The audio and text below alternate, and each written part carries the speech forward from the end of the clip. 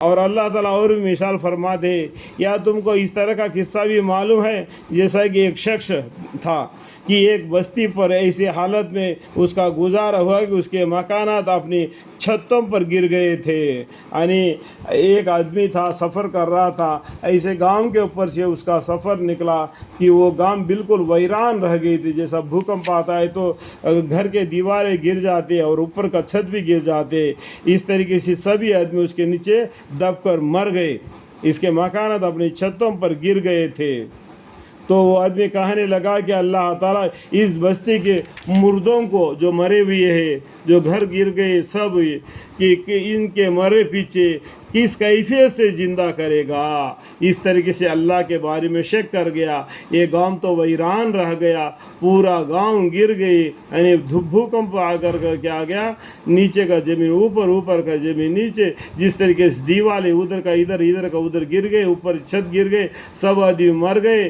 اتنا ہونے کے بعد میں اس گاؤں کو کیسا آباد ہوگا کر کے اس نے شک میں پڑ گیا. سو اللہ تعالیٰ نے اس شخص کو 100 برس تک مردہ رکھا. اس کو کیا کیا؟ مار دیا. 100 برس تک اس کو مردہ رکھا. پھر اس کا گدھا بھی، پھر اس کو زندہ کر اٹھایا اور پھر پوچھا کہ تو کتنے مدت اس حالت میں رہا. پھر اللہ تعالیٰ نے اسے پوچھے کہ تم مر کر کتنے دن ایسا رہ گئے. اس نے کیا کہ اس شخص نے جواب دیا کہ 1 دن رہا ہوں گا یا اس دن سے بھی کم، یعنی 1 دن سویا ہوں گا یا 1 دن سے بھی کم سویا ہوں گا. لیکن اس نے کیا کیا؟ 100 برس تک مردہ رہا، 1 دن سے بھی کم. اس طریقے سے وہ سمجھا. اللہ تعالیٰ نے فرمایا نہیں، بلکہ تو 100 برس تک رہا. تو اپنے کھانے کی چیز اور پینے کی چیز کو دیکھ لے کہ نہیں سڑی گلی. دیکھو اللہ تعالیٰ کیا بولتے ہیں، تو نے جو توشہ، جو آج کل تو نہیں لے جاتے، پرانے زمانے میں کہا جاتے تب بھی ساتھ میں کھانا اور پانی لے جاتے تھے. جو وہ آدمی بھی کھانا اور پانی لے کے جا رہا تھا، جب وہ 100 برس تک مردہ رہ گیا، وہ بھی اس کے ساتھ پڑے رہ گئے. اور جو گدھا جس کے اوپر چڑھ کر جا رہا تھا وہ بھی مرا ہوا تھا، وہ بھی اس کے ساتھ وہی پڑے رہ گئے. تو اللہ تعالیٰ نے بولے کہ دیکھ تیرا کھانا 100 برس تک تو مردہ رہا، تیرا کھانا بھی 100 برس تک ہے. تو وہ کھانا دیکھو تو جس طریقے سے لایا اسی طریقے سے ہے، نہ ہی سڑی نہ ہی گلی. تو اپنے کھانے کی چیزوں اور پینے کی چیزوں کو دیکھ لے کہ نہیں سڑی گلی. اور دوسری اپنے گدھے کی طرف نظر کر، جو گدھا اس کے ساتھ آیا تھا جس کے اوپر بیٹھ کے، اس کے طرف دیکھ لے، وہ اس کو اللہ تعالیٰ کس طریقے سے زندہ کر دیتے ہیں. اسی طریقے سے قیامت کے دن تب آستم عالم کو اللہ تعالیٰ زندہ کر کے اٹھائے گا. اور تاکہ ہم تجھ کو ایک نظر لوگوں کے لیے بنا دے، اور اس گدھے کے ہڈیوں کی طرف نظر کر کہ ہم ان کو کس طرح ترغیب دے دیتے ہیں. جیسا کہ زمین اس کا جسم کو جس طریقے سے کھا گئی تھی اس طریقے سے چھوڑ دی، پھر ان پر گوشت چڑھایا دیتے ہیں. پھر جب یہ سب کیفیت اس شخص کو وجہ ہو گئی تو کہا اٹھا کہ میں یقین رکھتا ہوں کہ بے شک اللہ تعالیٰ ہر چیز پر پوری قدرت رکھتے ہیں. ان اللہ علی کل شیء قدیر ہے.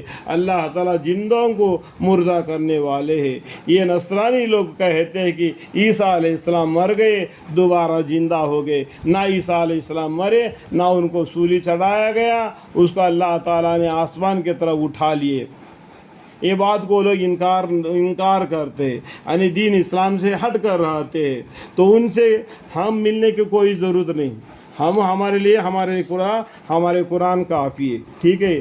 او قال الذی مر علی قریۃ وہی خاویۃ علی عروشها قال انا یحیی هذه اللہ بعد موتها فأماته الله 100 عام ثم بعثه قال كم لبثت قال لبثت يوما أو بعض يوم قال بل لبثت 100 عام فانظر إلى طعامك وشرابك لم يتسنه وانظر إلى حمارك ولنجعلك آية للناس وانظر إلى العظام كيف ننشزها ثم نكسوها لحما فلما تبين له قال أعلم أن الله على كل شيء قدير.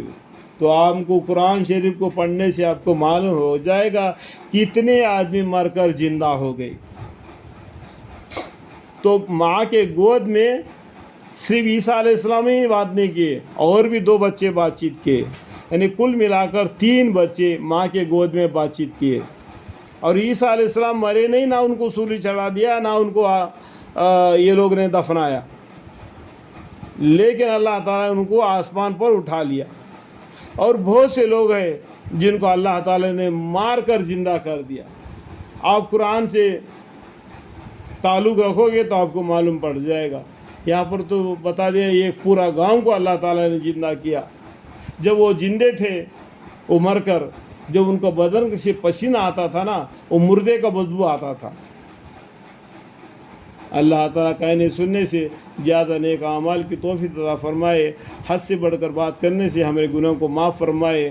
وقل رب زدنی علما، وقل رب زدنی علما، وقل رب زدنی علما۔ قال رب اشرح لي صدري ويسر لي امري واحلل عقدة من لساني يفقهوا قولي آمین۔